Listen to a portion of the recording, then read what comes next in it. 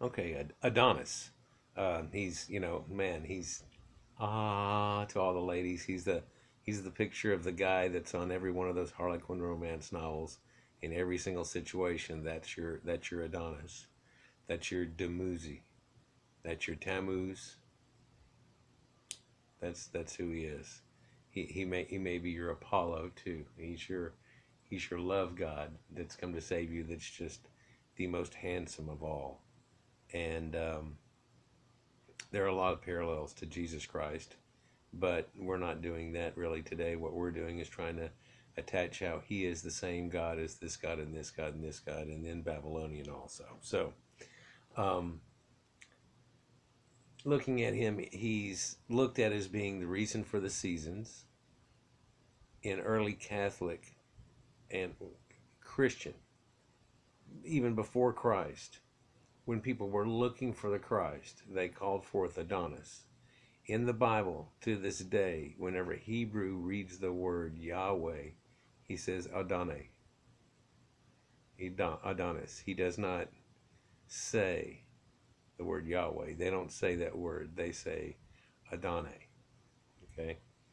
And I really doubt if we're talking about the same person here whenever they do that either.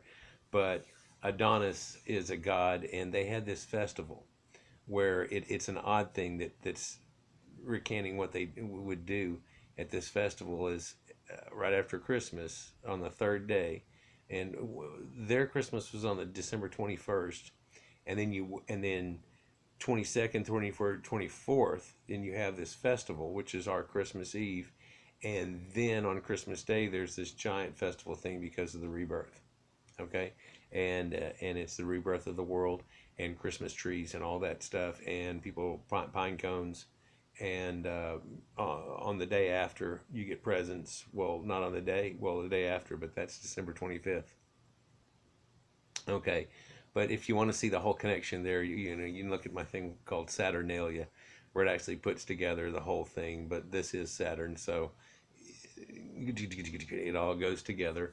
Um, Adonis um, is the reason for the plants growing, and the reason for the seasons flopping back and forth is that Aphrodite and Persephone desperately wanted him. And so he spent half his year up in the north hemisphere and half his year in the bottom hemisphere. Now, of course, this is the sun also, and the sun spends its time in the northern hemisphere, and when the earth leans back, it's doing the southern hemisphere and goes back and forth. When it's summer up here, it's winter down there. When it's winter down here, it's sun. Right? You know this, right? Okay. And so this depicts that, and incorrectly, believe it or not, incorrectly. Uh, Yay. Um, he's supposed to be um, Cineris, his incestuous half daughter, Smyrna. He had a baby with her. Now, odd thing, they say that she turns into a tree that wanders the wilderness, and that also she turns into the myrrh tree, which and other ones say she turns into a pine cone tree. Um, but it's the tree of life. But then again, also this same epitaph is thrown on gypsies. And so, in ancient Hebrews with the tambourines and the whole gypsy type thing and stuff, and the wandering people, and it makes you think that they're attaching that themselves pretty good right there, I guess. Um, Anyhow, um, they have to spend part of the year up in the lower half and or in the upper half and in the lower half and everything. It doesn't really say that a suggestion of rebirth in that way, but it rebirths in the other way. In another tale, Adonis is killed out into a lettuce field by Ares, who is masquerading as a boar, and attacks him and kills him, and he bleeds all over the lettuce and stuff and everything. Anyhow, that's also where we get the idea of somebody being born in a cabbage patch. Is there's your rebirth again off of it, and the fact that you could plant something and then after the thing and then it comes up and stuff too. So we get a connection there off of it. So Adonis.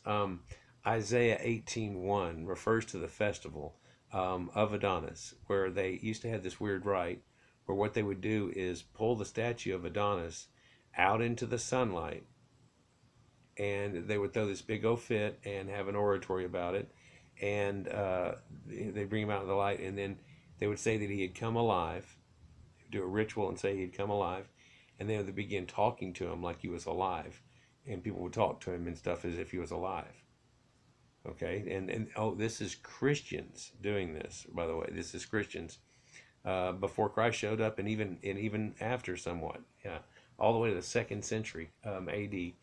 And it says they're brought into the light. He's addressed to like if he's alive, and the practice of addressing a statue, of course, is like, nothing new to us because people used to do it for idol worship and stuff.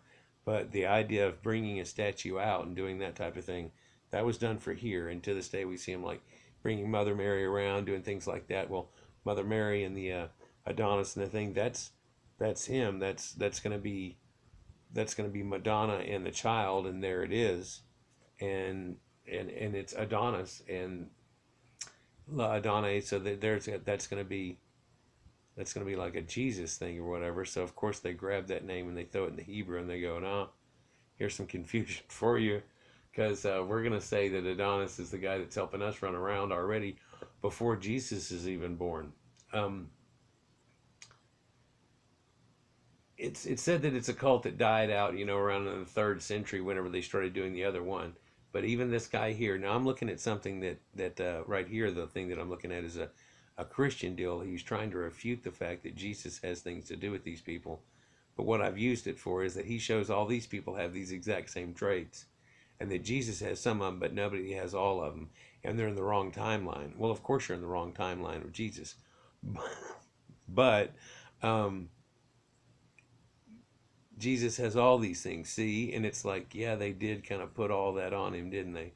Well, he did. He's a man of all things, and then they added to it, as far as his birthday and things like that. So it just kept all these pagan cults locked in together, saying, well, you have a thing about him reborn, and here he is, and he's reborn, and here, when's his birthday? When do y'all celebrate it?